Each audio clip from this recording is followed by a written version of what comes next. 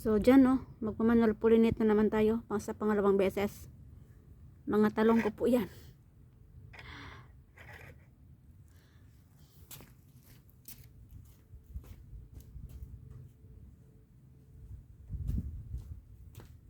So, ito yung gamit ko sa pag-pollinate, no? Maliit na brush. And then, or pwede rin siya na ano. Ang ginagamit ko sa pumpkin and sa zucchini is yung cotton buds. Pero dito sa talong, ito yung gagamitin ko brush. Para mabilis. So, ganito kahirap ang magtanim dito, no? Kung walang mag-pollinate.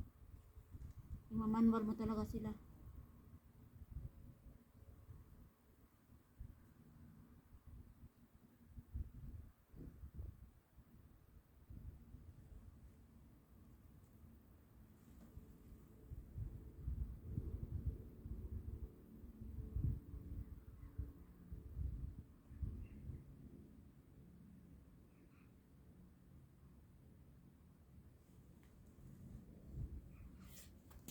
Bali, inaabangan ko yung yung pamumukadkad ng mga flowers ng talong, and then ipupullinate ko siya. Kasi mag-iisang buwan na siya namumulaklak. Tapos hanggang ngayon wala pa rin siyang bunga. So, malapit na rin mag-winter. Tingin ko hindi siya makakabunga pag wala akong gagawin dito.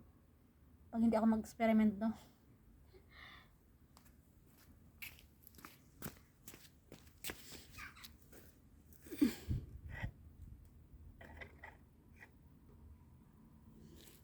So, ganito po yan sila. Ganon-ganon mo lang. I-brush-brush mo lang siya. And then, ganon. I-ano mo sa gitna. Kasi, ang talong pala, ang bulaklak ng talong, andito na pala yung male and female. So, bali, ang female siguro, ito yung nasa gitna niya. Ito yung female. Tapos yung male is yung bulaklak niya sa gilid. Yun yung female, male niya. In my own understanding lang.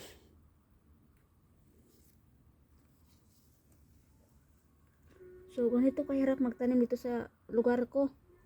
Walang magpupollinate. Minamanual ko talaga sila. Kaysa masayang naman, no, hindi mamunga tapos mag-winter na lang. Hindi ko man lang makain yung pinaghirapan ko. Ayaw ko din ng ganun, no.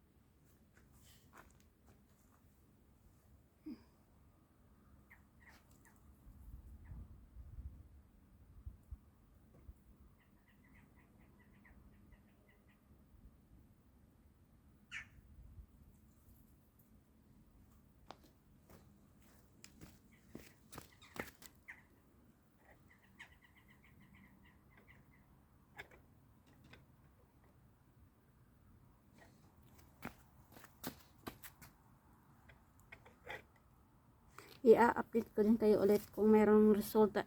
Kung merong resulta yung mga pagsisikap natin, no, yung manual pollination natin. Kung may bunga na siya, kung meron na siyang bunga makikita ko dito, is i-update ko ulit kayo, no, para malaman yung pinagagawa ko dito.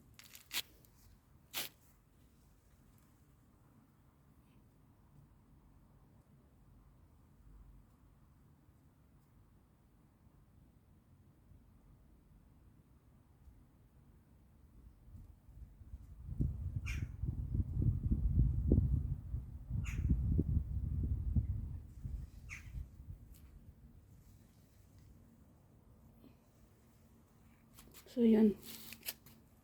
So, ganun kahirap.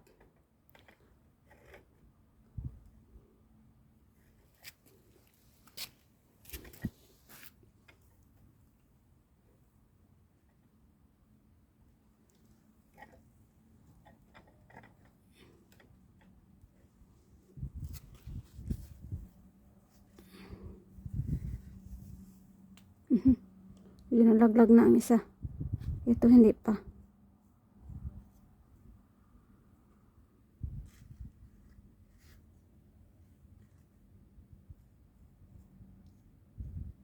Buti na lang umulan kagabi.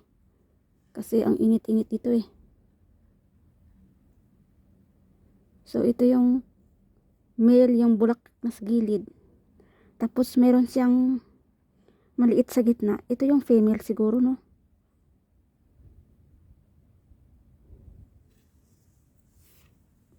So ganito tayo kasi pag dito sa Belgium, no? Kailangan talaga sipagan kasi hindi mo makakain yung tinanim mo eh.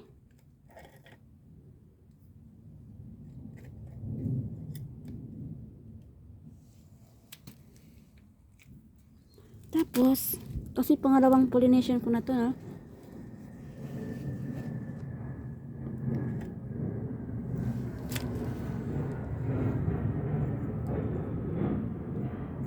Yung iba nalaglag, pero yung iba hindi pa. Tingnan ko kung mabubuo ba siya.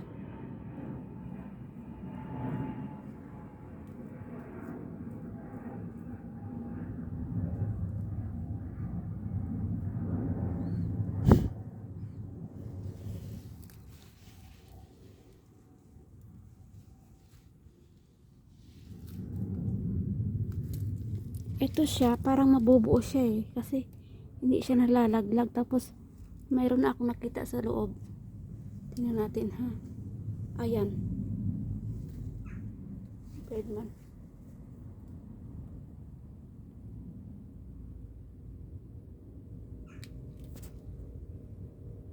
Ayan siya.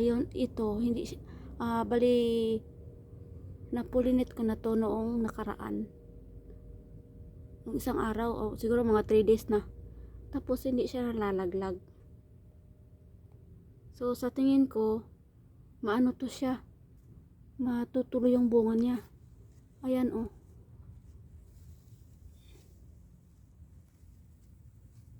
Meron siya sa gitna, di ba?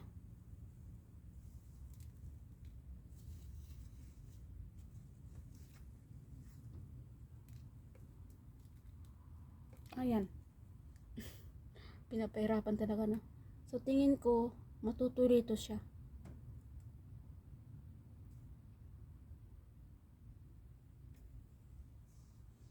So, yan lang muna, no? Ito yung sushimi ko, malaki na. Manual pollination din yan.